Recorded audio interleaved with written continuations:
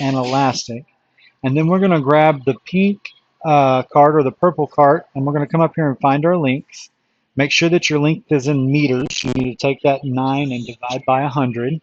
And then you want to go over here and find your mass, and you want to take that 168.2 grams and divide by 1,000. And that'll give you your mass and length of that cart. So you'll do that for each one and put it over to the side and grab that information.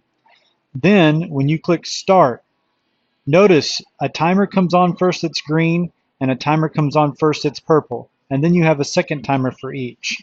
Those timers, you're going to use that and the length of the respective carts to find the velocity before and after the collision. The first timer will be before, the second timer is after for each color. And notice the arrows, they help you determine which way they're going. I hope that makes sense. Then you find the mass, the velocity, multiply them together. That gives your total, or that momentum, and then add the momentums up. If they're in opposite directions, you have to give a negative value. I hope that helps.